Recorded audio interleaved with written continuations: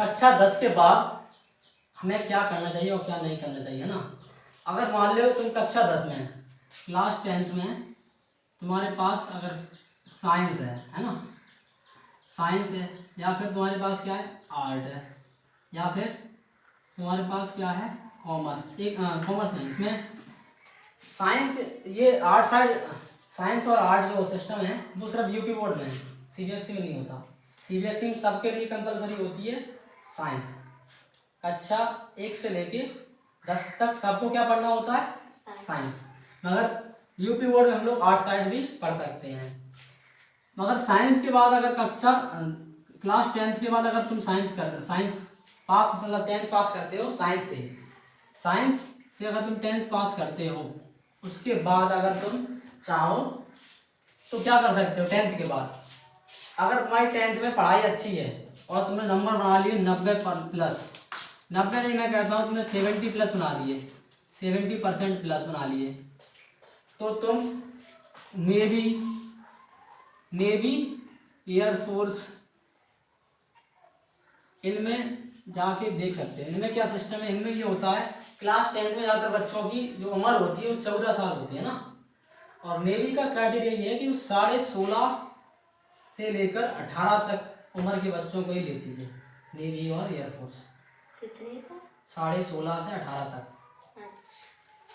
तो अगर जो लोग चाहें कि नेवी और एयरफोर्स में जाना चाहते हैं तो वे लोग क्या करें, हाई स्कूल के बाद साइंस अगर उनकी परसेंट 70+ बन जाए तो वो अपनी तैयारी इसकी कर सकते हैं, नेवी एयरफोर्स की।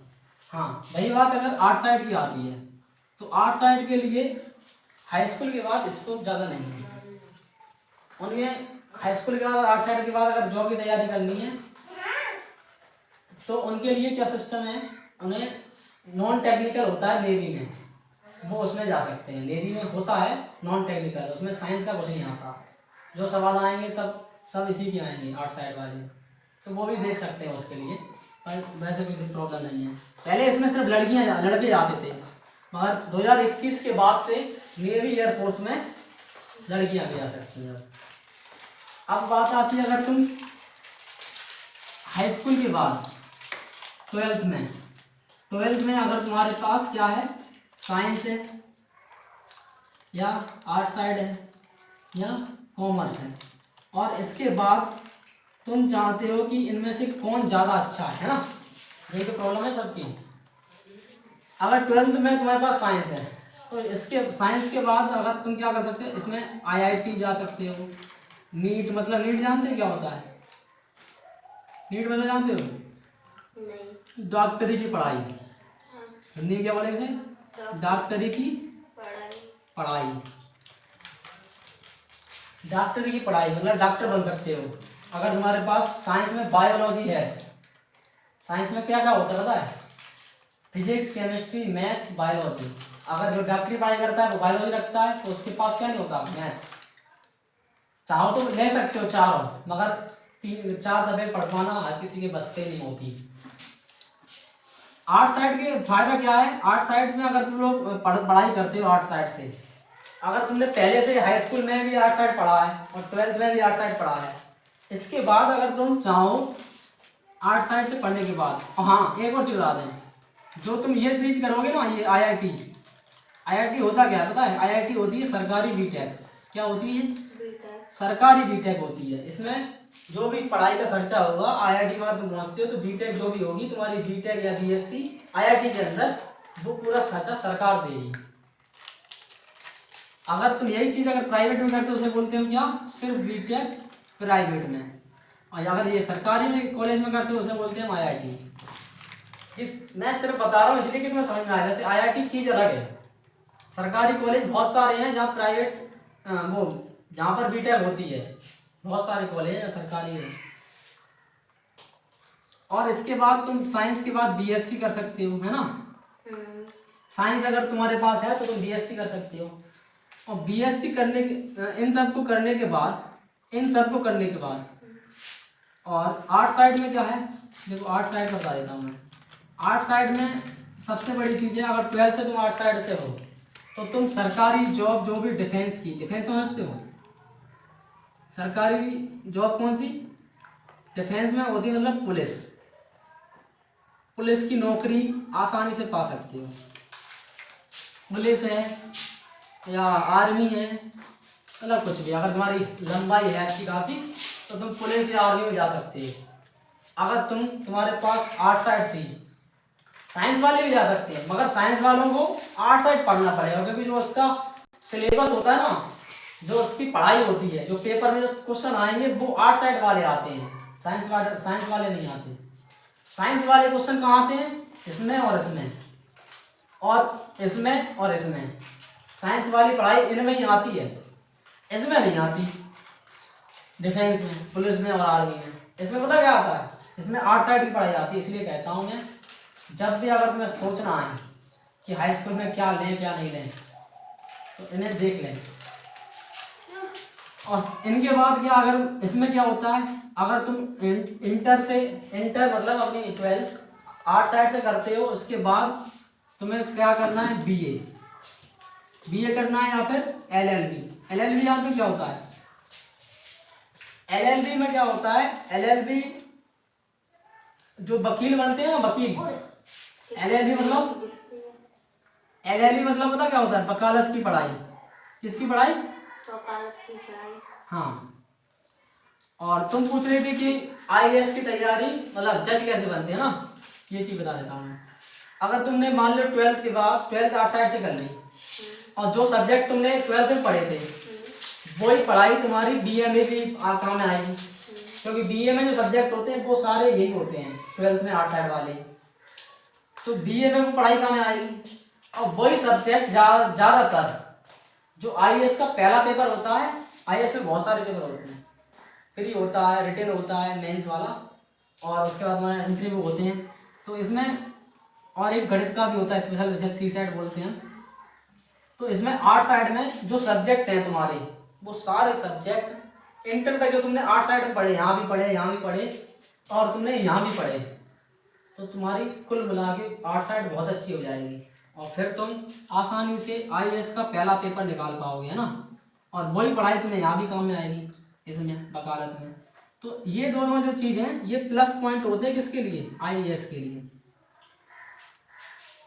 अगर तुम इसके बाद एलएलबी के बाद यूपीएससी करते हो, और इसके बाद अगर तुम यूपीएससी जे का एग्जाम निकालते हो, तो तुम जज बनते हो डायरेक्ट, समझ रहे हो।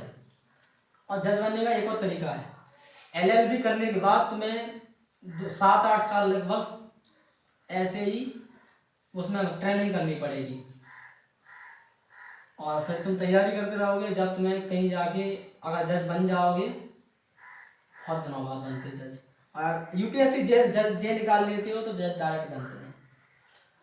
ऐसे ही बीए के बाद अगर तुम आईएएस का एग्जाम निकालते हो, आईएएस का एग्जाम नहीं होता, वो भी यूपीएससी का होता है।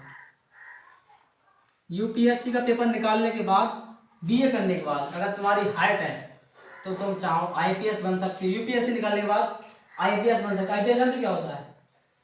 पुलिस, जो पूरे जिले की जितनी पुलिस होती है, वो सारी पुलिस का जो हेड होता है वो आईपीएस अधिकारी होता है। जितनी पुलिस होती है पूरे जिला में, उसका जो हेड होता है वो आईपीएस अधिकारी होता है। और जो यूपीएससी के बाद तुम चाहो तो जो होते हैं मोदी की कैबिनेट में जो बैठते हैं अधिकारी, वो सारे यूपीएससी निकालने के बाद ही बनते हैं। जो योगी जी की कैबिनेट में बैठे हैं वो सभी क्या यूपीएससी निकालने के बाद बने बैठे हैं वहाँ। योगी जी उनकी बिना सहमति के कोई काम नहीं कर पाएंगे। यहाँ तक मोदी जी भी बिना आईएएस अधिकारी की सहमति के काम नहीं कर पाते। एक आईएएस अधिकारी की ये वैल्यू होती है, समझ में आया? तो अब तुम्हें कोई सवाल है, बताओ क्या जानना है? हाँ? कोई डाउट है? हाँ, आप सरकारी नौकरी के बारे में बता देते हैं। देखो, तुम पूछ रहे थे कि आर्ट साइड और साइंस साइड अलग क्यों करना चाहिए ना। सरकारी जॉब के लिए बता देता हूँ मैं। हम जैसे लोग परेशान इसलिए हैं साइंस साइड से, क्योंकि साइंस साइड ज़्यादातर बेरोजगारी बना रही है देश के अंदर। अगर तुम 12th करती हो, 12th साइंस से करते हो, साइंस से करते हो ना, करते हो, तो पता है इसके फायदे और नुकसान देखो। पहले मैं यहाँ लिखूंगा फायदे, क्योंकि फायदे सभी को पता है ज़्यादातर को, और नुकसान किसी को नहीं पता, खासकर उन बच्चों को जो क्लास 9th में आते हैं और वो सोच नहीं पाते हमें क्या लेना चाहिए क्या नहीं। देखो नुकसान इधर में लिखूंगा, फायदे इधर लिखूंगा, है ना। ट्वेल्थ साइंस से करते हो अगर तुम, तो फायदे ये हैं कि सबसे बड़ा फायदा इसका ये है कि तुम आईआईटी के पेपर दे सकते हो, आईआईटी का एग्ज़ाम दे सकते हो। और दूसरा नीट सब बता दिया मैंने, डॉक्टरी की पढ़ाई है ना, नीट का एग्ज़ाम दे सकते हो। तीसरा एयरफोर्स, और चौथा नेवी, ठीक है, और पांचवा पॉलिटेक्निक लिख देता हूँ मैं, ठीक है, पॉलिटेक्निक। ये सारे इसके फायदे हैं साइंस से करने के। मगर सरकारी नौकरी इनमें कितनी पढ़ाई कर लो डायरेक्ट कैसे में नहीं मिलती। No government job after 12th, ठीक है। किसी भी एग्जाम में तो सिलेबस नहीं आता इसका।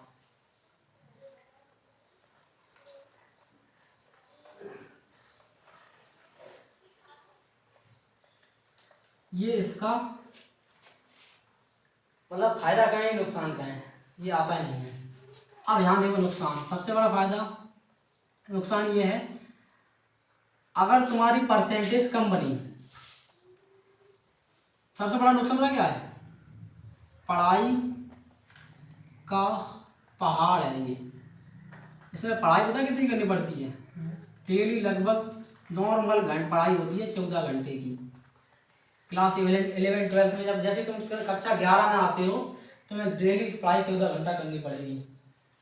तो क्लास तुम्हारी कम से कम होती है 6 घंटे की स्कूल, उसके बाद तो 2-2 घंटे की कोचिंग, 12 घंटे हो गए। अब 2 घंटा उन्हें तुम देखोगे,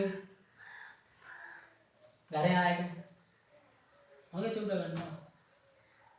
अथाह पढ़ाई करनी पड़ती है।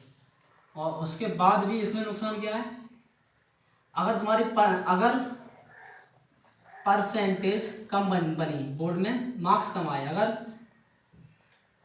बोर्ड में मार्क्स कम आए तो आईआईटी भी गई, नीट भी गया, पता है, आईआईटी भी गई, नीट भी गई, और सरकारी नौकरी का सिलेबस भी गया। क्योंकि ये सिलेबस कहाँ था, आर्ट साइड में, साइंस में तो था ही। नेवी भी गए, ये सब गए। अच्छा, ये घाटा है और फायदा यही है बस। कुल मिला के जो बच्चा गरीब है, जो आईआईटी जानता नहीं है, जो नीट जानता नहीं है, जो एयरफोर्स जानता नहीं है, जो नेवी जानता नहीं है, जो पॉलिटेक्निक भी नहीं जानता कि पॉलिटेक्निक है क्या, वो साइंस साइड भूल जाए। हम तो अगर वो अपना अच्छा भलाई चाहता है तो सबसे बड़ा फायदा ये है कि इसमें पढ़ाई बहुत ज़्यादा है। तो वहीं अगर तुम वहाँ देख लोगे आर्ट साइड में, तुम बस क्लास लेते रहो डेली स्कूल की, और घर से आके सिर्फ 2 घंटे जो स्कूल में पढ़ाया गया उसे देख लो। जिसमें ये बच्चा लाएगा ना, इसमें जो पढ़ने वाला बच्चा लाएगा परसेंटेज, उससे कई ज़्यादा 10-12% ज़्यादा बनेगी बाद में आर्ट साइड में। ये आर्ट साइड के फायदे हैं। और आर्ट साइड में जिस सबसे बड़ा फायदा ये, सरकारी नौकरी जितनी दोगे तुम, ग्रुप B, C, D के सब में आएगा सिलेबस कौन सा, देखो आर्ट साइड को। ये आर्ट साइड का फायदा है। एक और चीज़ होती है कॉमर्स, वो हम यूपी बोर्ड में आते बच्चे पढ़ते नहीं हैं। कॉमर्स अलग चीज़ है। डिग्री जान तो डिग्री, हाँ, डिग्री बताएं क्या होती है, देखो डिग्री बता रहे हैं।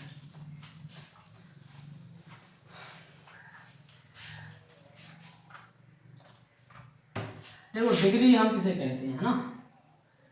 बात आती है डिग्री की। डिग्री क्या होती है, डिग्री देखो 12th के बाद तुम जो भी ट्वेल्थ के बाद ज़्यादातर पढ़ाई क्या होती है? डिग्री। ये मैंने डेफिनेशन अपने मन से बनाई है। जैसे पहली डिग्री बीए, ये क्या होती है? आर्ट साइड वाली है ना। बैचलर ऑफ आर्ट बोलते हैं इसको। दूसरी बीएससी, तीसरी बीटेक, है ना। और चौथी बीई, है ना। और पांचवी बीई मतलब बैचलर ऑफ इंजीनियरिंग बोलते हैं इसको हम। और पांचवी बी फार्मा बोल सकते हैं। ये ट्वेल्थ के बाद करते हैं। बैचलर ऑफ फार्मेसी जो दवाई ववाई देते हैं उसके लिए भी ये करना पड़ता है। और एक और होता है बीएससी इन नर्सिंग। ये चीज़ ठीक लगी मुझे। इसमें ये है कि जॉब ऐसी मिलती है जिसमें तुम्हें लेबर ही नहीं करनी पड़ती। मतलब ज़्यादा वर्क लोड कम, थोड़ा ज़्यादा नहीं होता, मगर ये वर्क लोड तो सभी में भी होता है।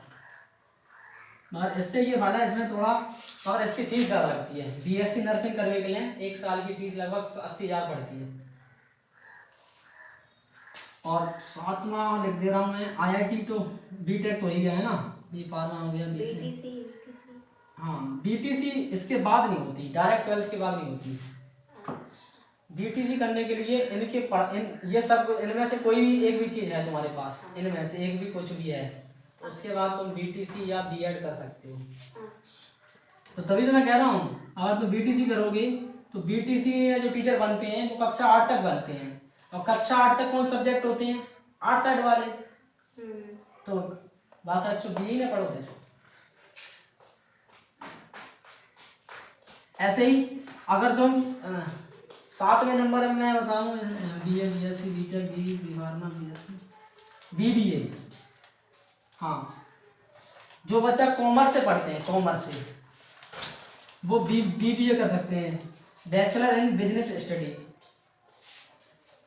और एक और हो जाएगा 8वां, बीकॉम, बैचलर ऑफ कॉमर्स। इतनी सारी ये क्या है? डिग्री। ये सब क्या है? डिग्री। अब डिप्लोमा और समझ लो, डिप्लोमा क्या होता है ना। डिप्लोमा में इधर लग देता हूँ, डिप्लोमा है ना। डिप्लोमा बहुत सारे होते हैं। देखो डिप्लोमा जो सबसे ज़्यादा पॉपुलर है वो कौन सा है? पॉलिटेक्निक। ज़्यादातर लोग पॉलिटेक्निक के पीछे भागते हैं इंटर के बाद। और जिस बच्चे ने इंटर साइंस की वो ज़्यादातर क्या करता है? पॉलिटेक्निक। पॉलिटेक्निक डिप्लोमा होता है। डिप्लोमा करने का घाटा पता क्या है? डिप्लोमा करने का फायदा ये है कि तुम्हें जो पढ़ाई जाएगी वो तुम्हें उसका काम आता होगा। मगर यहाँ क्या होगा, जो तुम्हें इसमें पढ़ाई जाएगी उसकी तुम्हें थ्योरी आती होगी, काम नहीं आता होगा। यहाँ पर जो तुम्हें पढ़ाई जाएगी वो उसका काम आता होगा। डी फार्मा होता है, डिप्लोमा ऑफ फार्मेसी। और यहाँ पर एक बहुत सारे डिप्लोमा होता है। एक उसका डिप्लोमा सभी फील्ड में होते हैं, हर एक चीज़ में होते हैं डिप्लोमा। और डिप्लोमा का सबसे बड़ा घाटा यही होता है कि वो तुम्हारी डिग्री नहीं होती। इसके बाद तुम आईएएस पीसीएस का एग्जाम का फॉर्म नहीं भर सकते ये करने के बाद। हाँ, मगर इसे करने के बाद तुम आईएएस पीसीएस का एग्जाम का फॉर्म भर सकते हो। इनमें से कोई भी एक एग्जाम अगर तुम करते हो तो। हाँ, मगर अगर तुम साइंस से हो उसके बाद तुम बीए करते हो तो तुम्हें घाटा ये होगा, क्योंकि जो चीज़ तुमने नहीं पढ़ना चाहते तो 12th 11th में वो चीज़ यहाँ तुम्हें पढ़नी पड़ेगी। क्योंकि 11th 12th तुमने साइंस ही पढ़ी है और यहाँ तुम पढ़ोगे क्या? हिस्ट्री, सोशलॉजी, पॉलिटिक्स, बीए में ये पढ़ना पड़ता है, समझ रहे हो। बीएससी में साइंस सब आता है। ये था डिप्लोमा। डिप्लोमा तुम्हें तुम्हारा आईटीआई भी आ जाएगा, आईटीआई। तो ये सब डिप्लोमा होते हैं बहुत सारे। और कोई डाउट? बीएड और बीटीसी होता है, बीएड बीटीसी है। तो बीटीसी की चलो यही बता दे रहे हैं, जो एक और चीज होती है पोस्ट ग्रेजुएशन। डिप्लोमा समझ में आ गया। एक और चीज होती है पोस्ट ग्रेजुएशन। पोस्ट ग्रेजुएशन, ठीक है। पोस्ट ग्रेजुएशन क्या होती है? जो हम डिग्री के बाद पढ़ाई करते हैं वो जितनी पढ़ाई होती है वो पोस्ट ग्रेजुएशन में आती है। मगर उसमें क्या होता है, इसमें मास्टरी होती है। जैसे एमए, बीए के बाद क्या करते हैं लोग, आप एमए, है ना, और बीएससी के बाद एमएससी, और बीटेक के बाद एमटेक। ये सब क्या होती हैं, मास्टरी। ये पीजी वो होता है, इसे क्या बोलते हैं, पोस्ट ग्रेजुएशन। समझ रहे हो। मगर पोस्ट ग्रेजुएशन यहाँ पर तुम्हारा बी एड भी आ सकता है। पोस्ट ग्रेजुएशन नहीं होती बी एड, मगर ये एक तरीका से डिग्री के बाद ही करते हैं हम। डिग्री के बाद हम एक और चीज़ करते हैं, बीटीसी। यूपी के अंदर डिग्री के बाद ही होती है बीटीसी। अगर तुम्हारे पास कोई सी भी इनमें से डिग्री है उसके बाद तुम बीटीसी कर सकते हो। अगर इनमें से कोई डिग्री नहीं है तो बीटीसी नहीं कर सकते। कोई सवाल? बस, धन्यवाद।